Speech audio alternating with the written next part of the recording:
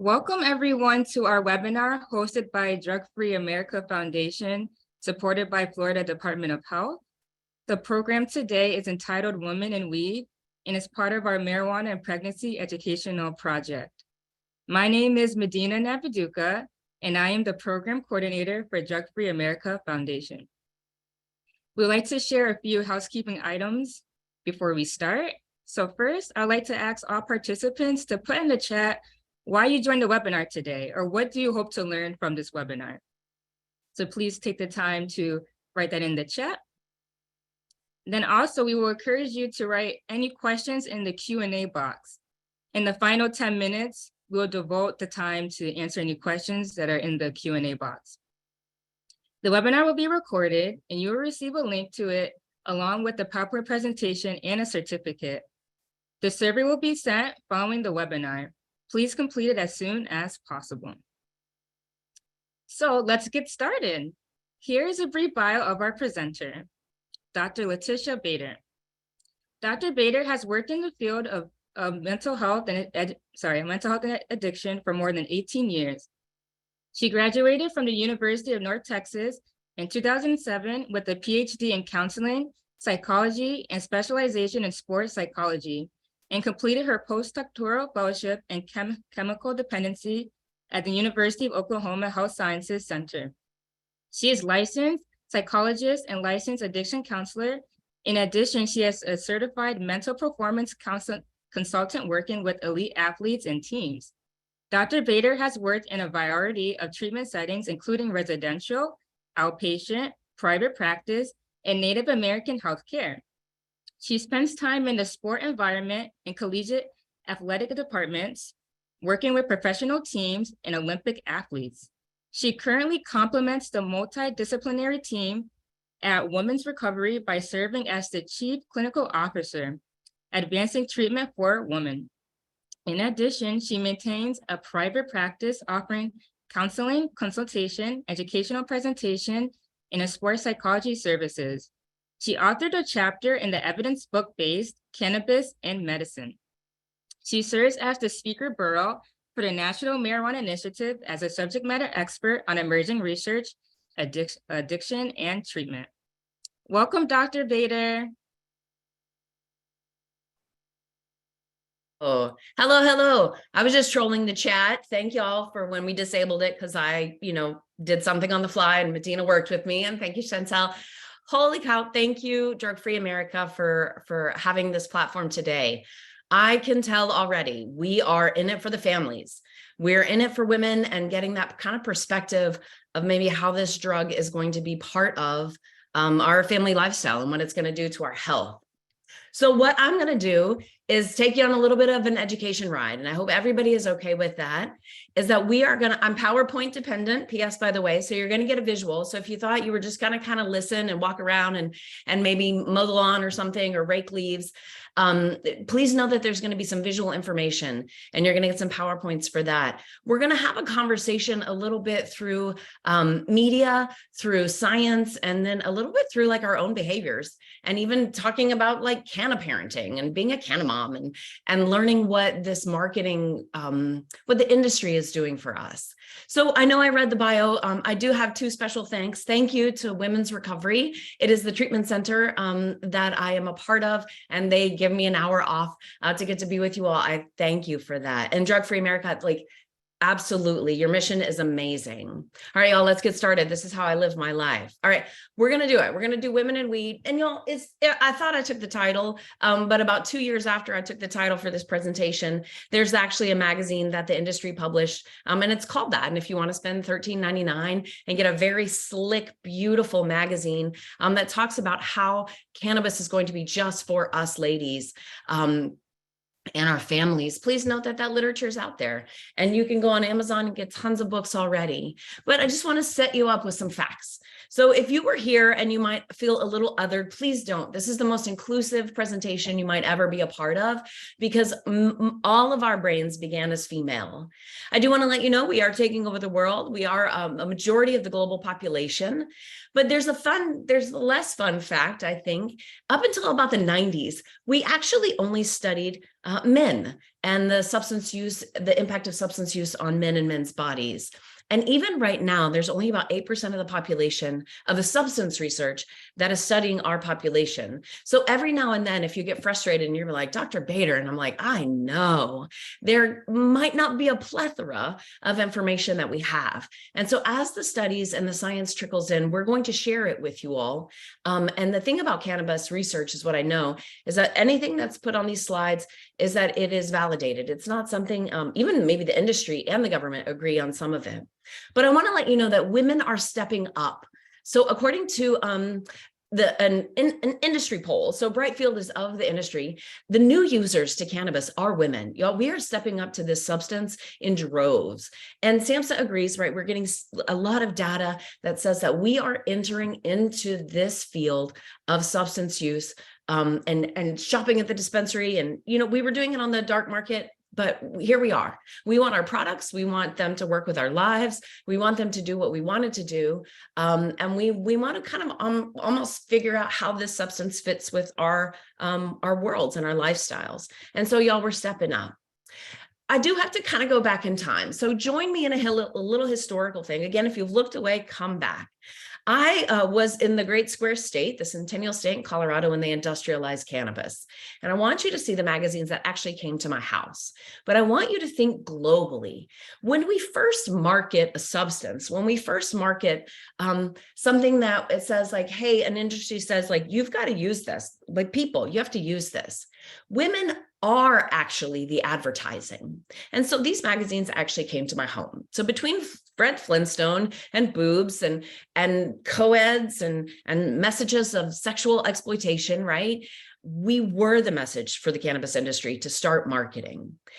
This is 2016, 2012, 2013, 14, right? We start to see then maybe in the first part of like 2016, 2017, where actually this is one of the first marketing advertisements I ever saw that was marketing. And now it's to me. Well, it's not to me, y'all. Like if you look at her and look at me, it's been a while since I could pull that type of a style off. And that's where we start to say, okay, now we know where the industry was going.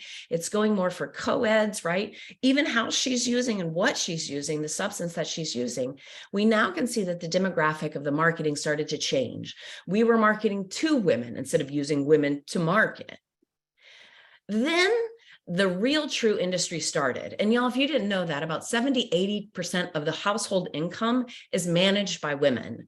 And so that's what started to happen. There's my Women in Weed magazine that I picked up in Oklahoma, and a Walgreens, by the way, and then a Women's Guide to Cannabis, Amazon. It's a book. And I tell you this out there, not like to get you to buy it unless that's what you want. But these change the messaging. And this is the messaging. If you went on a deep dive and asked, I'm a woman, should I use weed? Should I use cannabis? We're going to get a lot of yeses. We are going to get a better sex life. We are going to get weight management. We're going to get sleep improvement. We are going to get better parenting, alleviate pregnancy symptoms. And I think that's where a lot of y'all are here for it.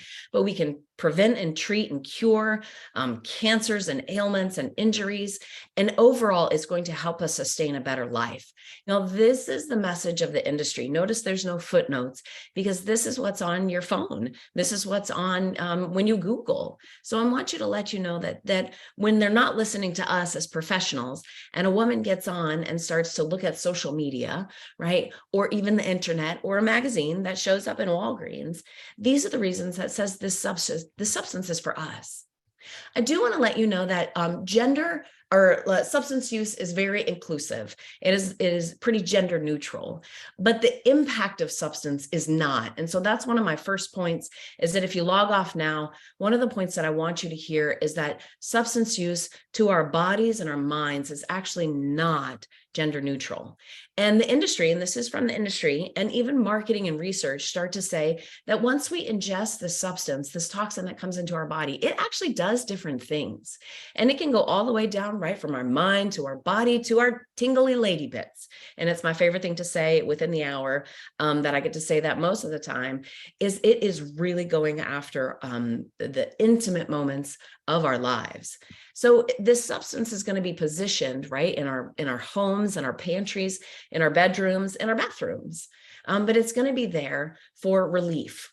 And you all had started to do that in the chat. I saw a lot of like postpartum depression, everything. We don't actually have to wait till pregnancy in order for some of the promises of the industry to come into this substance.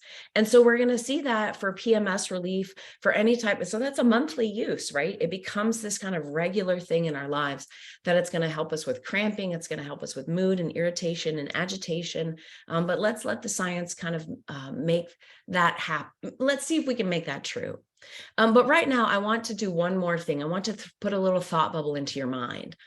When we talk about substance use, much like how intimate our phones become in our lives, I want you to think about like ingesting a substance, maybe like smoking it, right? Ingesting a substance, maybe like drinking it, consuming a substance. Maybe it starts to be an IV. And for those of y'all that are in the substance use treatment field, we know like once it starts to become and we insert things into our body, that is a very intimate and intense relationship with a substance. Y'all, especially for women, we have extra places we can put drugs and toxins. We are talking vaginal suppositories. We are talking a very intimate experience with cannabis, more so than some other drugs. Just kind of keep that thought around.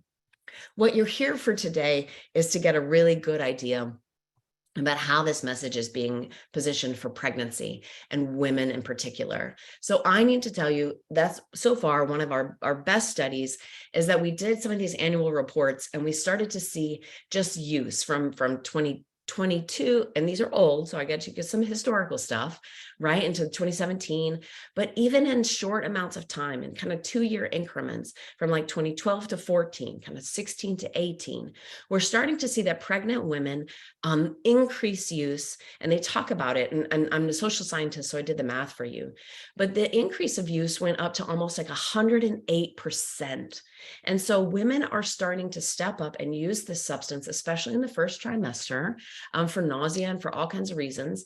And we did a study in Colorado, and it then went across the nation, is that medical dispensaries were actually suggesting cannabis use for pregnant women, knowing that a woman was pregnant, suggesting it and recommending it for nausea in the first trimester, and then having not many concerns or risks to go along with it. And so we are starting to see big ticks in increases of daily use for women for pregnancy and using while pregnant, using while breastfeeding. But I want to tell you a little bit of what is happening within the female culture as well. This is a children's book. It's Why Mommy Gets High. And so there are movements that are starting within the industry to start to really kind of support what canna parenting or being a canna mom or a canna dad actually looks like. And if you've had kind of a moment where you're like, oh my goodness, we make our jokes a lot about mommy wine culture, right? There's a lot of the towels and cups and t-shirts about how alcohol can help us be better parents. This also is happening within the cannabis industry as well. And this is why we really kind of need to check this message along with usage, but really check the message because it's moving our hearts and minds. And that's actually what we talk about for marketing campaigns, is that if we can actually get our hearts and minds to look in a different direction, we will have increased use. The perception of risk will go down. We'll start to make it part of our daily routine, and we will not see the risk in using, kind of even if it's there. And that's what starts to happen. So it's being positioned for that.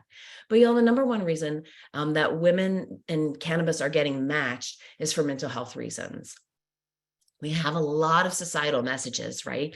Even especially during a pandemic, is that we are to do all things, right? To be a mom, to be a household, to be a domestic engineer, make it look great, make us look great simultaneously. And so mental health is one of the ones where cannabis is being positioned for women in particular, to have anxiety, to treat anxiety, stress, depression, parenting, right? And insomnia. And we're going to go through the literature and the research about that.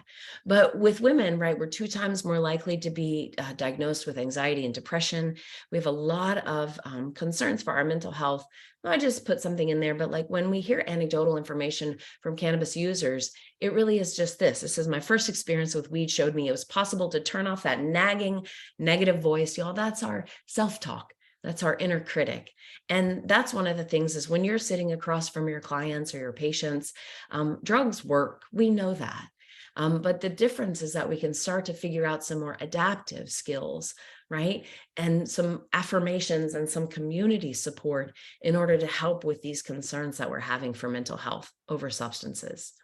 Fast forward, y'all, here we are. And now we're in 2019. She's classing up a little bit, right? This is a different woman, and the targeting and the marketing is different, but you can still see potentially like a co-ed look. But I want to put you back into the days of big tobacco, right? This is the same woman. We've come a long way. We've achieved it.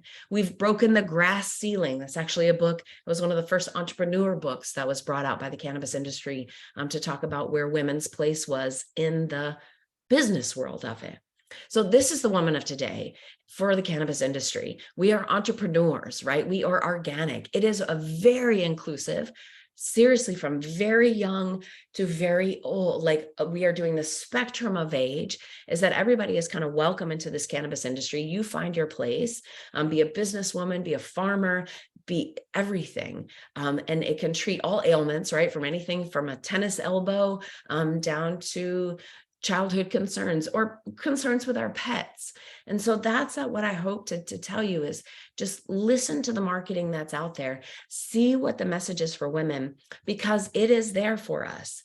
And it really is one of those things is that if a common person wasn't involved, right, we have celebrities back on board that are telling us this is how we do it, this is when we use it, this is how it makes us well. And that's actually some of the messaging. So that was marketing. We're going to do products and potency because I got to get these two P's in your head pretty quickly. I have a feeling I'm talking to people that are already in the know, but let's go ahead and kind of share some of the background of it. We know that this product, this plant, if you will, and that's actually, we're going to talk about the hemp laws, like the Farm Bill, and that's what started, right? It was, as it was found in nature originally, it was a plant. But as good scientists and good consumers of a toxin and a substance, we didn't stop there. So we turned this plant into concentrates, into edibles, oils, topicals, tinctures. We're going to talk about terpenes and flavor notes and entourage effect.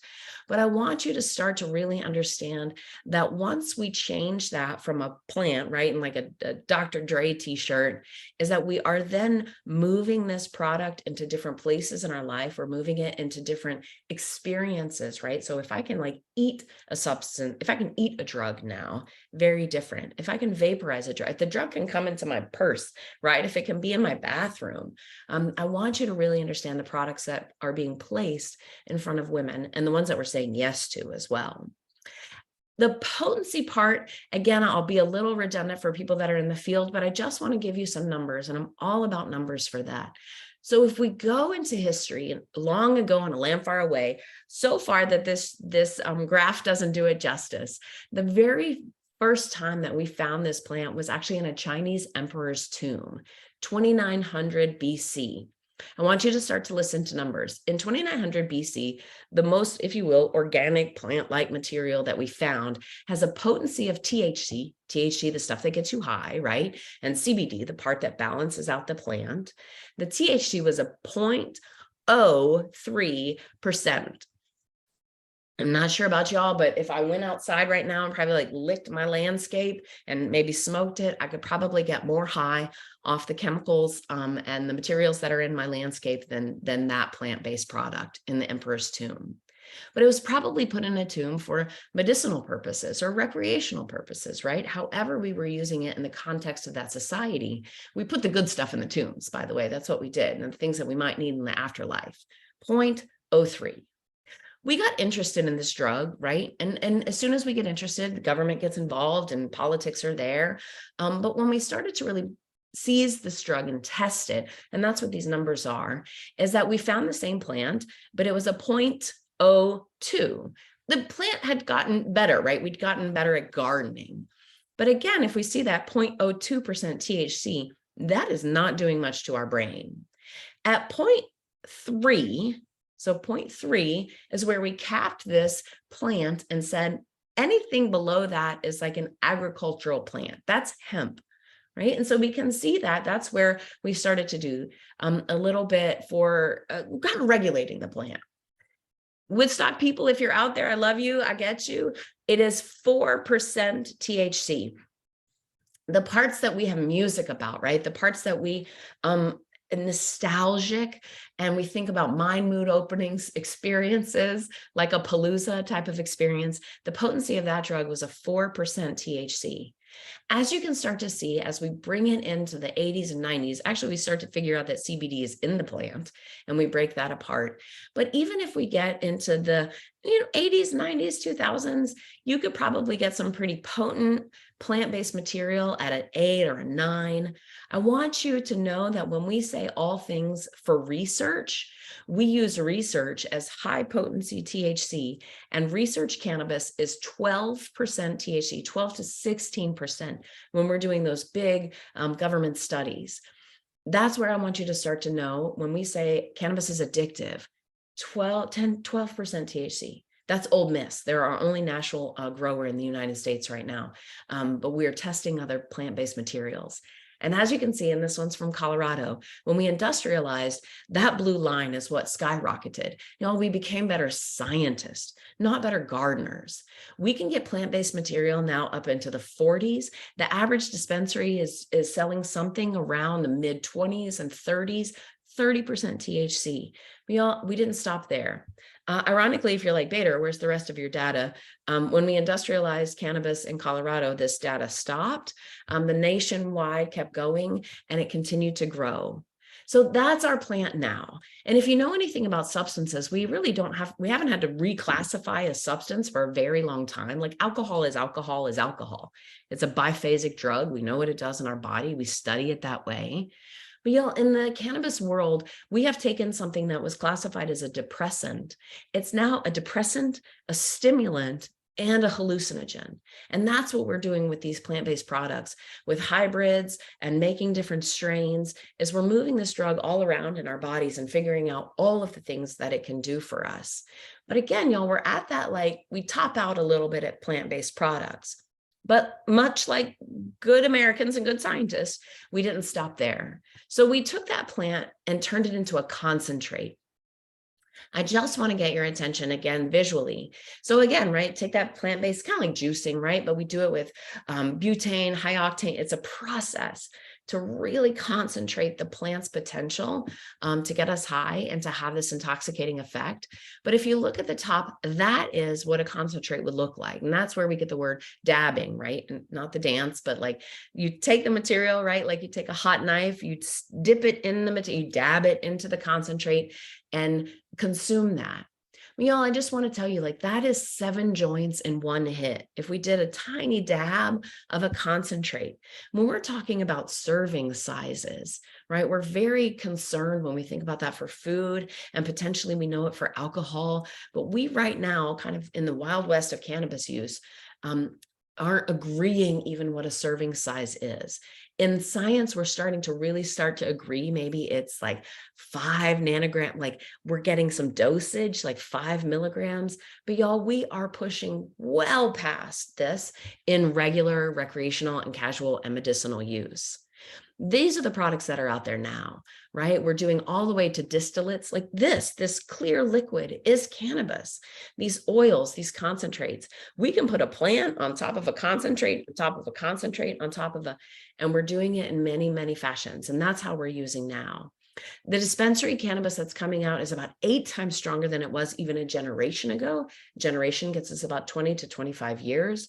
But these products, although they might look cleaner, if you will, are contaminated. And so when we are testing them, we're noticing that many things, molds, fungus, pesticides, all of the things that if we're eating organic bananas because we care about that in our health, and I do this for pregnancy. I know you can't laugh at me and I'm laughing at you, but all of a sudden in pregnancy, deli meat becomes the devil, right? And we can't eat certain amounts of shrimp and soft cheeses. And so in pregnancy, we get a lot of recommendations to say even goodness gracious, look at our nutrition, even to take caffeine amounts and decrease them to a safe amount, right? Or something that's more manageable to our bodies. But just thinking about ingesting a substance that already has a lot of contaminants while we're in that place for pregnancy, that we might need to be cleaning up some of our other behaviors as well. Just kind of keep that in mind. If you have turned away, this is the picture I want you to get. This is the cannabis of today, taking that plant, processing it. And so when people say like cannabis is natural, I really have a pretty long kind of conversation, but it's pretty short because it doesn't in one picture. I said, like, this is what's coming out of the dispensaries today. This is actually what you consumed this morning, is a synthetic, a manufactured byproduct of potentially an original plant, right? But here's where we are. And women are purchasing, and we're purchasing all this. We're purchasing flour, we're purchasing concentrates. We're starting to get into that. I'm going to tell you, actually, we step up, and cannabis infused beverages is one of the things that we're purchasing the most. So let's do that. Let's do some products. Our bodies. Welcome to our bodies. We love to use it, and we love to use cannabis in a way, anywhere from our bath, lubricants, bath salts. There are vaginal suppositories, right? There even is a weed tampon if you want to look into it, right? Organic matter. But if we think about it, we are putting it in our shampoo, we're putting it in our lotions, we're putting it anywhere for relief. CBD and THC, but really when we talk about it, the THC into our bodies in a very intense place for CB1 receptors as well. That's some of the first products that are in to our lives as women. We do beauty and aesthetics, and like this mascara literally is down the street in a Walgreens. The Skin Dope, if you're looking at it, was priced at $120, and it would last about a month. But if you think about that, it's also now like cannabis is in my lip gloss, it's in my toothpaste. It is giving me promises of weight loss. That's paradoxical to some of the messages that we know about cannabis in the past, but it is improving. And for some aspects, right, for anti-inflammatory properties, right, some anxiolytic, that's the calming down part. But most of the time, we are turning regular, everyday, average products, adding, if you will, a marketing campaign of cannabis in it. And then it is bringing that into our lives, into our purses, into our morning routines. And it is changing how we interact. It's also in our home, in our pantry. There are cannabis-infused products to drink. We're going to talk about alcohol-infused cannabis, which is crossfading, kind of a very scary and kind of dangerous place. We're going to talk a little bit about that. But if you break up Martha Stewart and Snoop Dogg, they're actually a pretty good entrepreneurial team. She took CBD, right? He took THC, but it is in our gummies. It is in our pet products, it's Pop-Tarts, coffee, beverages, it's in our candles. And I say like it, not necessarily the drug, but at least the marketing, right? So many of these products will say smell like a cannabis product, right? Have some of the terpenes or flavor notes, but it's moving into our daily lives. It's also moving into our fashion. It's moving into our culture. If y'all didn't know that, CBD had a national CBD month in January of this one.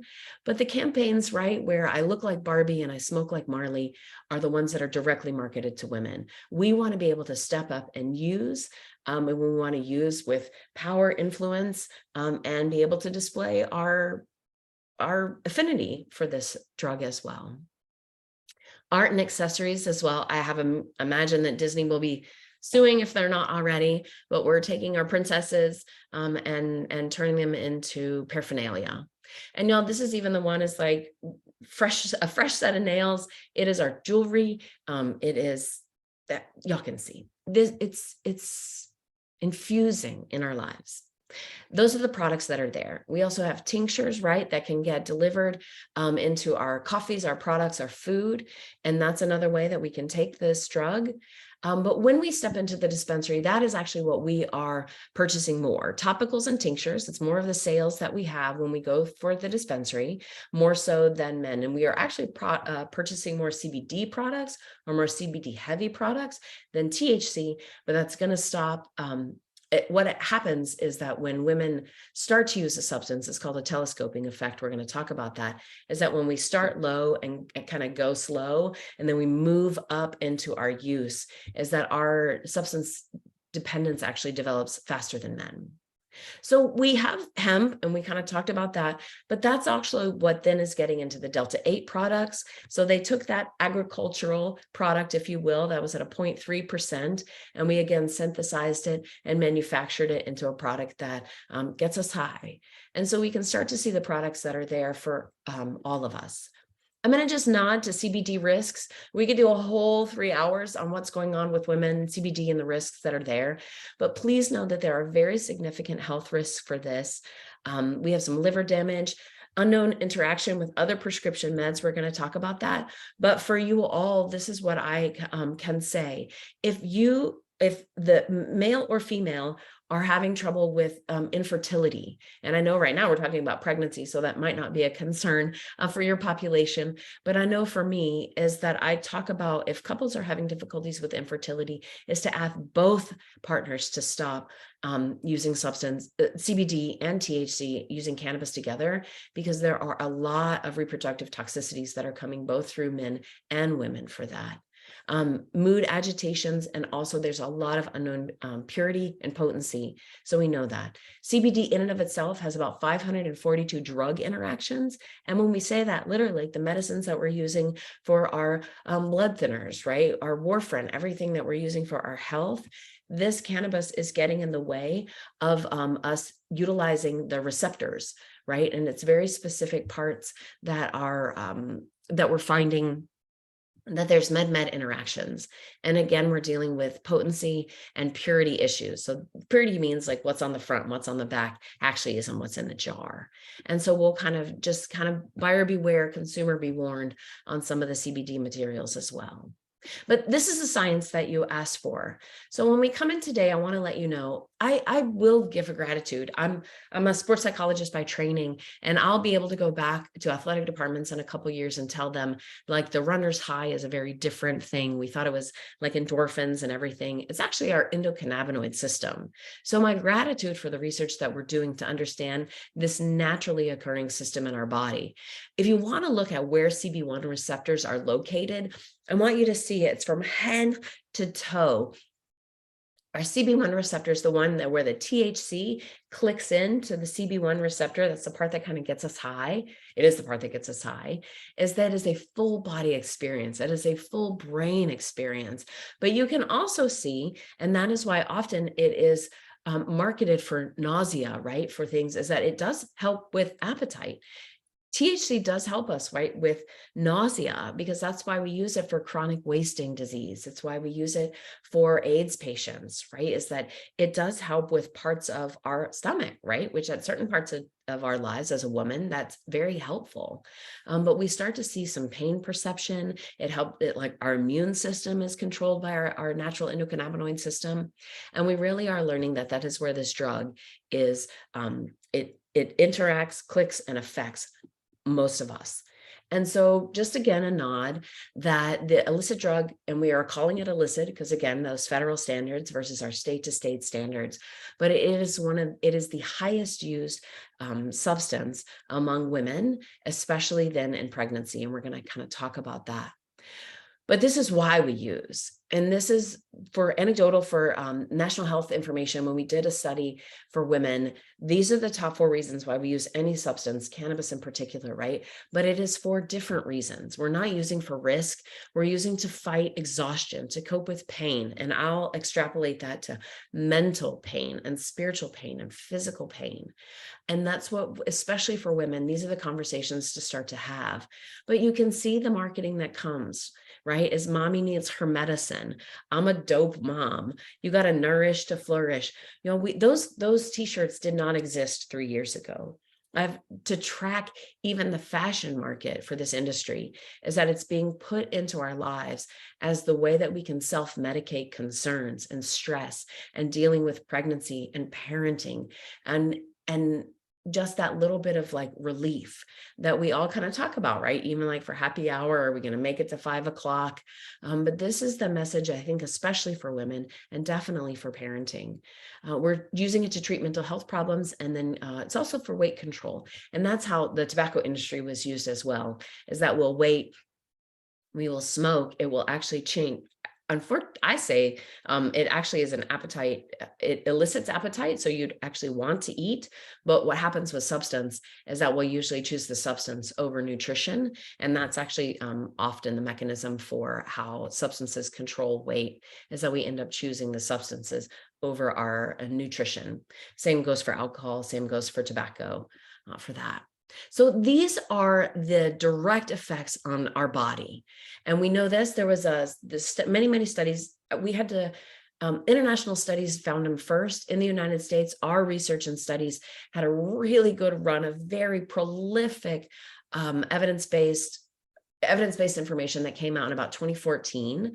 We also then replicated all of those studies coming out again in 2020. And as all of our studies continue to trickle in, these are the ones that are supported as we go through. The effects on our bodies for cannabis. And so if we think about that, for our motor skills, slowed reaction time, perceptual accuracy, motor coordination, cardiovascular concerns, we have a difficulty taking in oxygen, especially when we smoke. We have an increased heart rate, and if we smoke cannabis, it's that. It increases from 20 to 50 beats per minute for about 2 to 3 hours. So I make a little nod here. If your clients, your patients, or yourself are having trouble with anxiety, or you just run a little faster, it's one of those things I can't imagine, right? Putting 20 to 50 beats per minute on my heart for the next couple hours. The agitation that comes with it, right? And so this is the part, is when we actually consume, this is what we look like, kind of intoxicated. It's impairing our memory. It is messing with our temperature control, our electrolyte imbalance.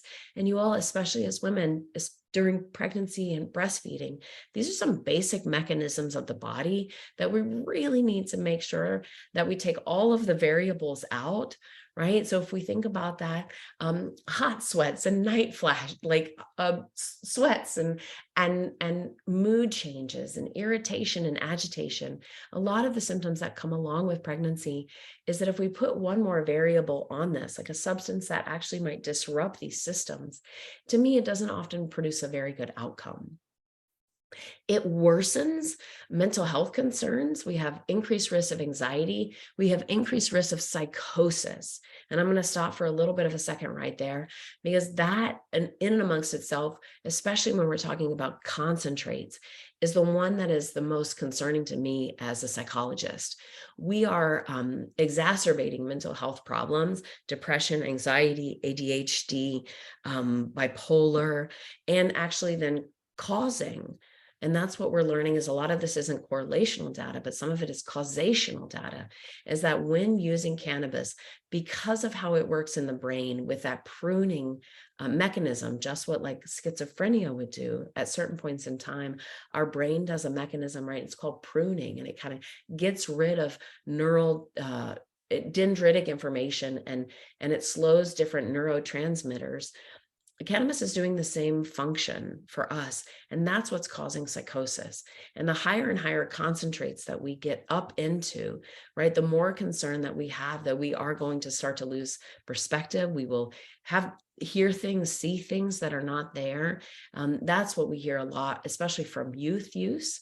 And concerned parents when we get into it, is that even with short amounts of time, when we're in high concentrated THC use, this is one of the most concerning impacts of it, is psychosis, along with everything else.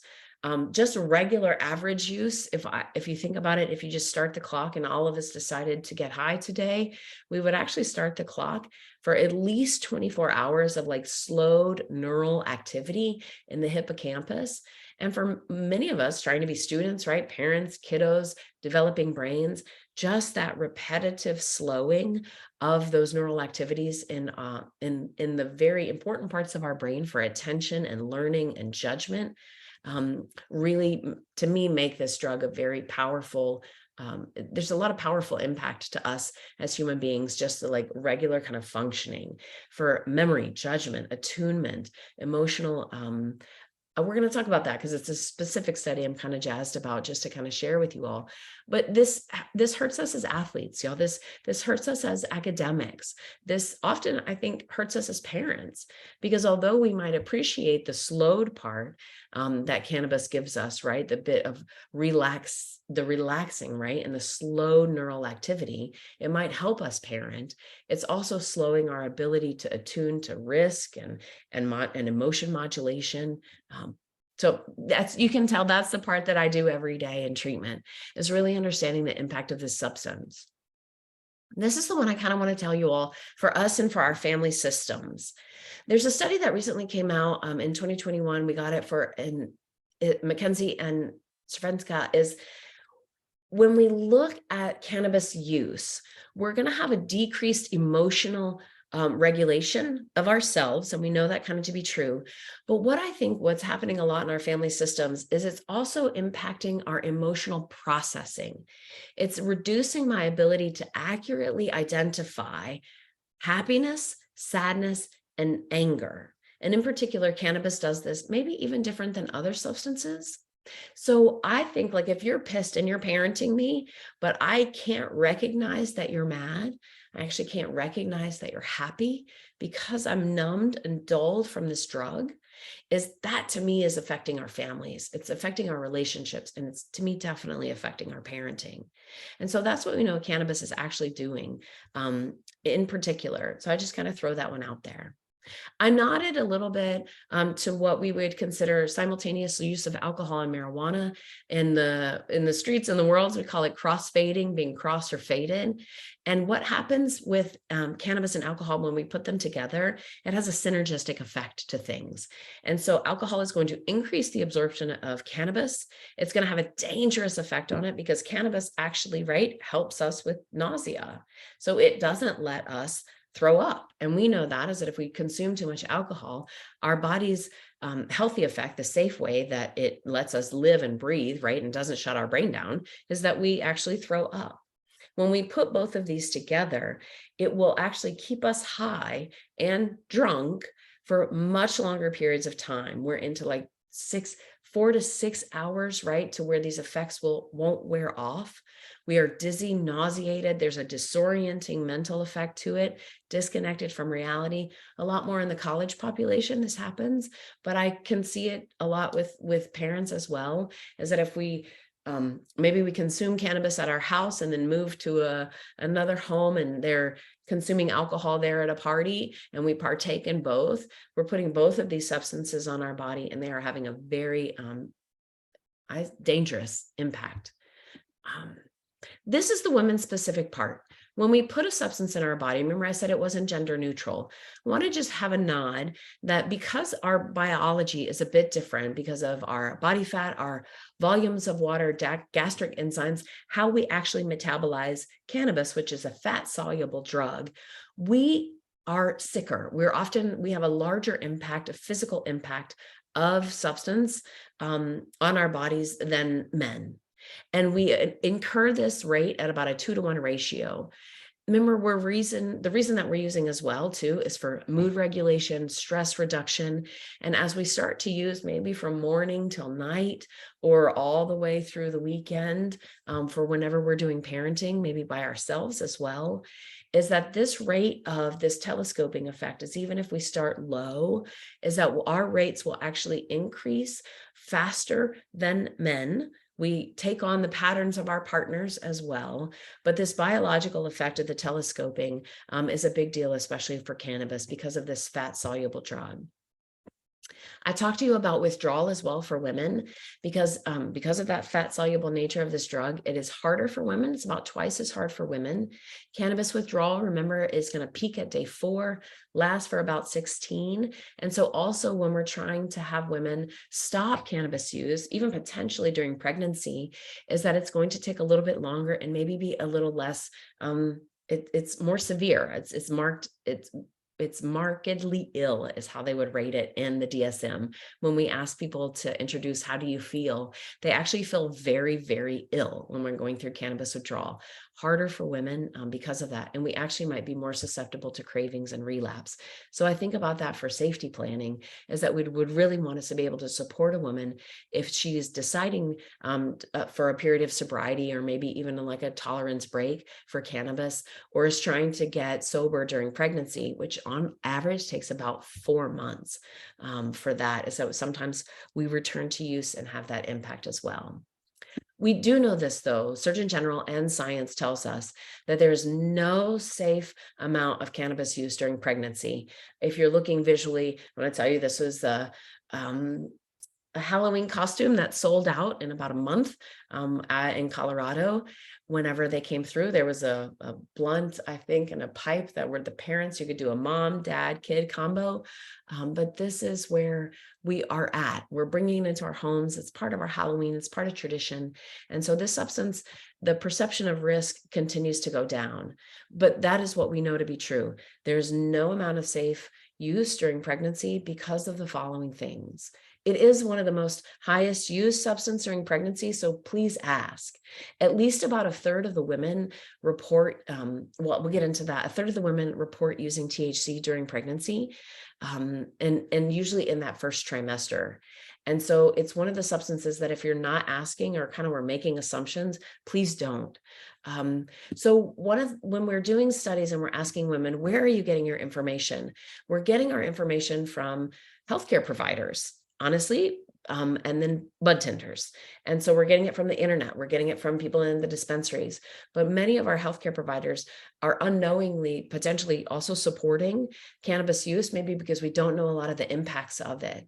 And so we talk about that as one of the biggest symptoms that's being there to treat in the first trimester is that part for nausea. And so when women are complaining about nausea, that is where cannabis is making its entrance, if you will, into their worlds. And we talk about that. It does work. That's one of the things, those CB1 receptors in the stomach really do help with nausea. And we learn about that for chronic wasting, for AIDS, and even different syndromes. But cannabis works. Cannabis works, y'all, for some symptoms, and that's one of them. And I think it's just the unfortunate positioning between pregnancy, nausea, and then this drug. It's one of the things that cannabis can do. So it is one of the most illicit use drugs in pregnancy. What I do need to bring your attention to is that this fact that is held amongst the industry and science and lay people alike, cannabis freely crosses the placenta. Once I consume it, there is no part of my body that can protect a developing child, a developing fetus, that allows any bit of a filter. It freely crosses the placenta. And so anything I consume can be there for a developing child. It's going to disrupt the endocannabinoid system for me as the woman, and as well for the fetal brain development. It will produce fetal growth restriction. A lot what we see, just like we saw with tobacco, especially for smoking, when we do it in that, when we consume cannabis for that route for smoking. And we are noticing preterm births, stillbirths, growth restrictions. We have neonatal withdrawal. And so just like we're noticing for any other substance, right? If a child is exposed to heroin, if a child is exposed to alcohol, as soon as we deliver, a child will actually then have to go through withdrawal from the substance themselves. And we are seeing children being born with toxicity levels for that. And so we know that. Science also lets us know during pregnancy, and this is that part where something that we do in pregnancy, right? By the time that our kiddos are 5 or 6, I can't probably tell you is if my pediatrician asked me about my child's behavior when they're 5 or 6, if I would have accurately been able to assess what I did in pregnant. How much deli meat did you consume? It was 0 because I was actually pretty resentful about the whole thing. But we think about this is what we're noticing a lot with our studies, the ABCD study, right? The adolescent brain and cognitive development study that's coming through, a lot of our longitudinal studies.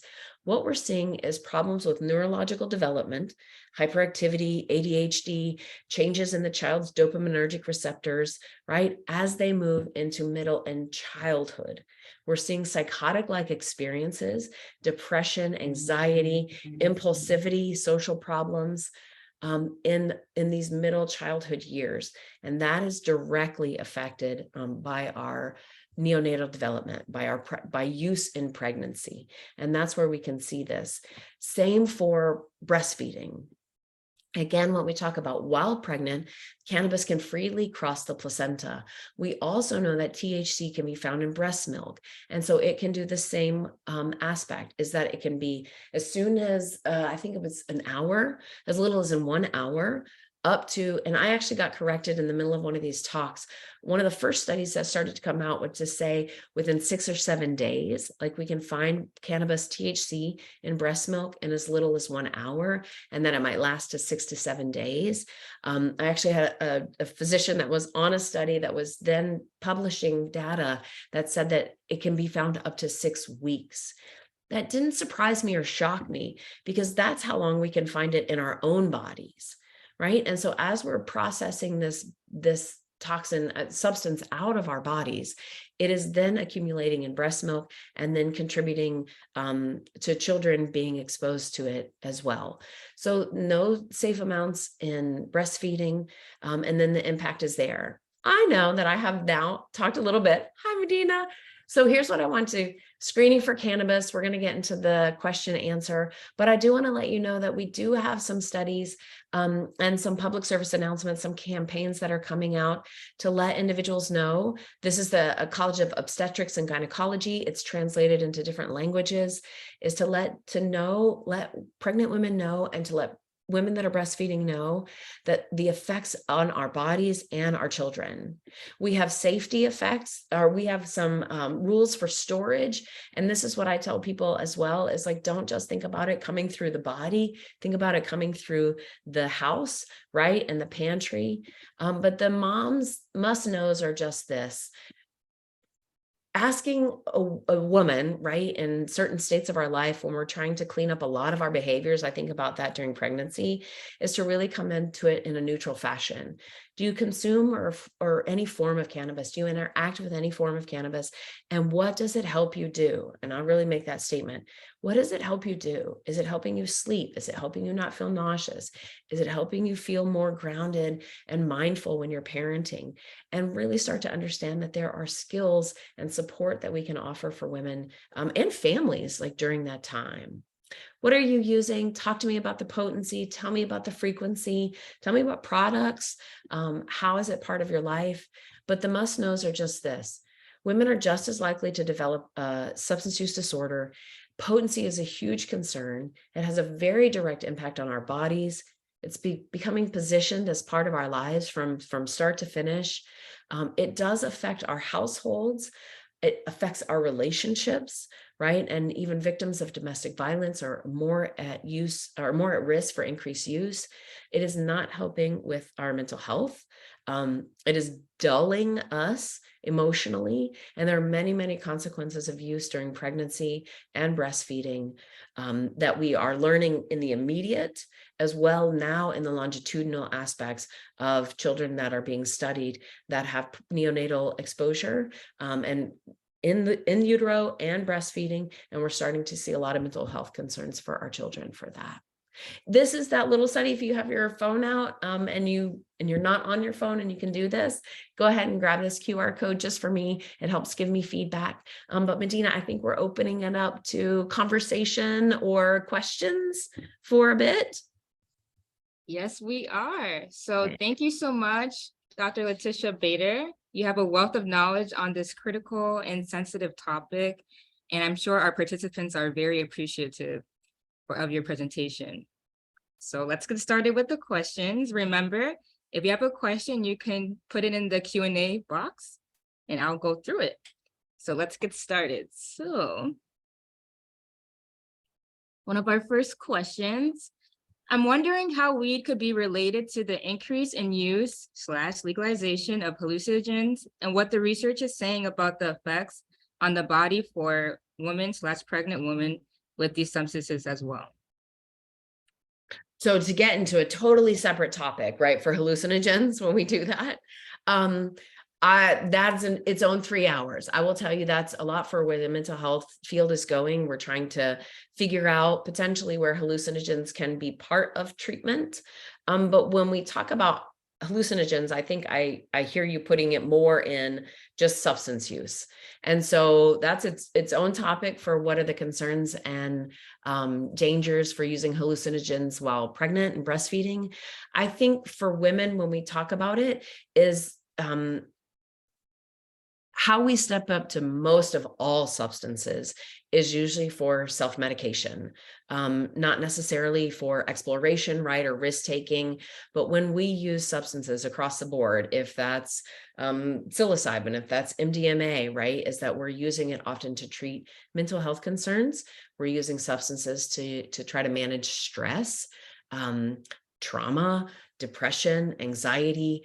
And so I think about that is if we're kind of getting that conversation, I think that's what I hear, right? Is how do we use them responsibly? And or I tell people, like, when we talk about rates of addiction too, it's rates for all addiction. So like 10 people can drink or use, 9 people can drink or use at ease, and 1 person drinks or use diseased. And often that's what I do every day. I'm going to move right back into my treatment world, where when we use substances, most of us can do it in a responsible fashion. And we do it, and we don't operate machinery. Like, we don't drive cars that way. We don't go out, and we're not impaired at work. But y'all, this is to me where cannabis is sneaking in. I literally saw somebody put their car into reverse right next to me in the neighborhood, vaped, knew it was cannabis because of the smell, and then went about their way to drive their car. And that would be different, right, than if somebody lined up 3 shots of alcohol on the dashboard and took them. And so I think about that as how we're using cannabis, to me, is, especially for women, is the why we're using it. What are we using it for? To help our mental health, to help our stress and parenting. And so I think that to me is the bigger conversation. I know I didn't answer that, but if you're fully myelinated and you would like to engage in substance use and it is not impeding your relationships and it's not impeding your health, we're probably not talking to each other. And the population that I'm using, the population that I talk to, is using substance to treat things and to try to help get through their daily lives. And then we do it in a disordered fashion. And that's usually what happens then for dependence. Okay, thank you. Next question is, how do we educate pregnant mothers who state they have a medical card? They feel because they have a medical card, this means it is safe to use marijuana. A medical card doesn't change a drug to a medicine. And so I say that is that even if we talk about alcohol and I use it in a medicinal fashion, if we would say that, like, if my Jack Daniels is my liquid therapy, right, is I'm using a substance, a mind mood altering substance, and the medical part is the whole like relationship of it. So if you go into a dispensary, recreational cannabis and medical cannabis, if you will, there is no difference between those products. What we're saying as a society is I'm using this substance in a medicinal fashion. And so it would be like that, where I'm like taking a dose of something, right? And to help me feel. So just because my name is on a card, right, doesn't mean then that it's safe, because my name could be on a prescription for opiates, right? And if I misuse that, or I use that at a time when it's not a great idea for me, right, then that can impair my body. And I'll say that, like, pregnant women are not encouraged to use decongestants, right? We are literally taken off the recommended population for, like, I think it's like 60 or 75% of medications, even over the counter things. So during pregnancy, you cannot take certain prescriptions. During pregnancy, you cannot take certain, you can't take certain drinks. So just because my name is on it doesn't mean that it's a safe time to take it for developing my baby and developing myself and the health risks that are there. But I'll have a whole soundbite to say there is literally no difference between recreational cannabis and medicinal cannabis. It's the same product, but it would be like that. There's medicinal Jack Daniels, if you want to say that you relate to it and you use it kind of as a medicine, then let's talk about that and why we need it and when we're using it and how we're using it and if it impairs our life. And so a part B to that was, a mother asks, what is a safe dose to use during pregnancy? I'm going to go back to Surgeon General, and it might not be a favorable answer, but there's no safe dose for use in pregnancy or breastfeeding. Okay, and then what is the difference between edibles and smoking? The difference is then how we consume the product. So smoking, right, comes through our lungs. We combust the material 700 to 900 degrees. We get a lot of the same carcinogens that we would for like tobacco. So we talk about a lot of that product as soon as we smoke something. It hits our body faster. So that's why the route of administration is some people choose to smoke. They like to smoke and it gets into our body faster. But again, we're inhaling and agitating our airwaves when we talk about it that way. Edibles come in the same. It depends on the potency and our product, and we eat them, right? Or tinctures or topicals, and they go through a different system. They go through our digestive system. So the onset will be a little bit slower than smoking, and it may last a little bit different in our bodies. And because we're processing, right, either through our lungs or our stomach, the effect of the drug can be a little bit different. And then we digest it, and then our body has to get rid of it in different routes. So the difference between smoking and edibles is how you would want to take the product and probably the intensity and the impact of it. Yes, so we are at 12. I'll ask one more question and then maybe, I don't know if your slide can come back up with your email address. Sure. Okay, so one is regarding with CBD. Is it advertised to be safer and does it cause paranoia? It is advertised to be safer, and there are many things that we know about CBD that actually then agitate the mind and the mood. And so when we're learning about psychosis, we're probably more thinking THC because that's the mechanism of that drug. CBD has been linked to differences in mood and agitation, but we're not talking about psychosis and CBD as much as we're talking about THC and psychosis. Yeah. So I apologize. If you have any more questions, you can email Dr. Bader, and I'm sure she'll get back to you. So at this time, I'd like to thank everyone once again for joining us in this interesting webinar. If you would like information regarding our marijuana and pregnancy educational project, a link will be posted in the chat box. And finally, please watch for the survey that will be sent to you shortly. We would appreciate it if you will complete as soon as possible. We will provide you with links to the recording and PowerPoint presentation from today's presentation within a couple of days. So please stay tuned. The presentation will be sent to you. Thank you so much for joining. This concludes the webinar.